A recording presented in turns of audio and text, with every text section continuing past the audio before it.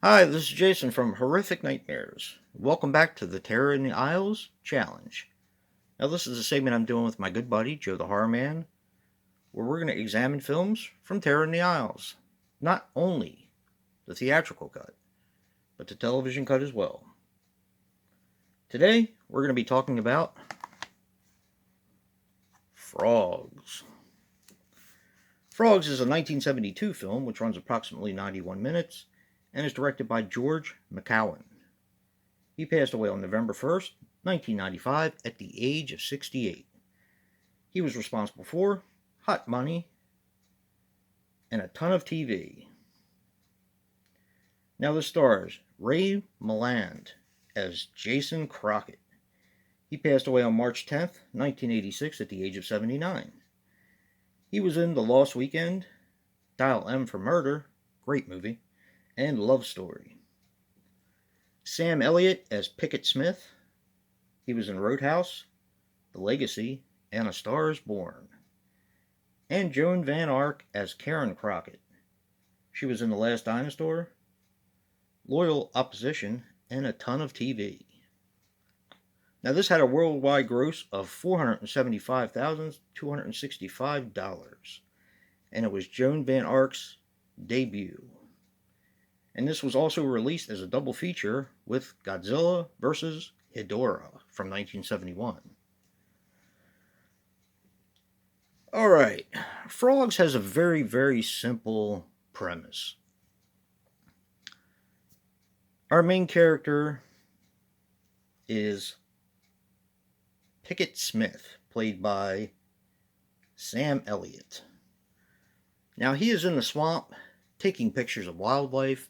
That's basically what he does. He's a freelance photographer. When a speedboat basically sweeps by him and knocks him in the water. And that's where he meets the Crockett's. They feel bad. They take him back to their house, who, of course, the matriarch of the family, or the patriarch, whatever, is Jason Crockett, played by Ray Milland. Now, these people are filthy rich. And they seem to have one problem, and one problem only. Besides being not the greatest people in the world. But they seem to have a problem with all the wildlife. I would say, why would you live in a swamp if you didn't like wildlife? But that's just me.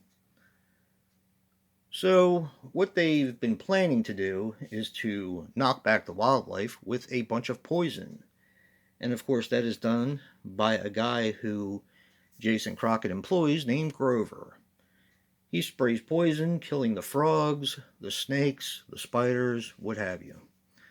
Well, apparently the wildlife has had enough of us trying to kill it, and they take revenge. Now, this isn't only about frogs, of course, and this happens over the 4th of July weekend, but this is also about snakes, all kinds of snakes, rattlesnakes, alligators, crocodiles, spiders, there's a scorpion in it, a whole bunch of lizards, and a ton of frogs.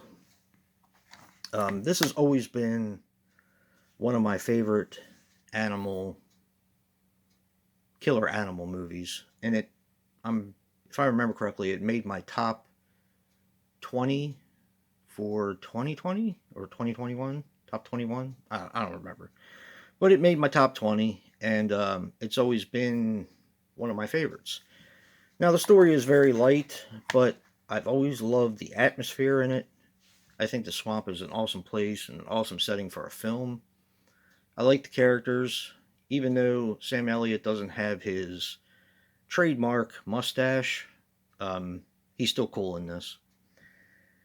I'm going to get to my relatable recommendation. And that is going to be from the Fangoria Movie Challenge, Kingdom of the Spiders. Now this is basically the same type of film, nature run amok, only in this one it's mostly spiders.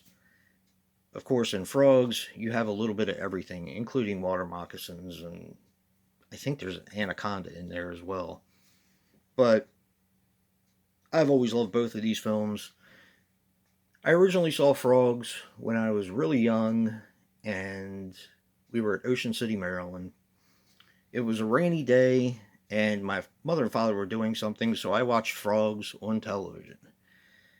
And the very end, which I'm not going to spoil because I'm sure a lot of people haven't seen it, um, definitely stayed with me. So, yeah. Check out Frogs. It's pretty awesome. And check out Kingdom of the Spiders. And don't forget to check out Joe's review and see what he picked as a recommendation. And if you like what you see in here, hit that like button and subscribe. And until next time, peace.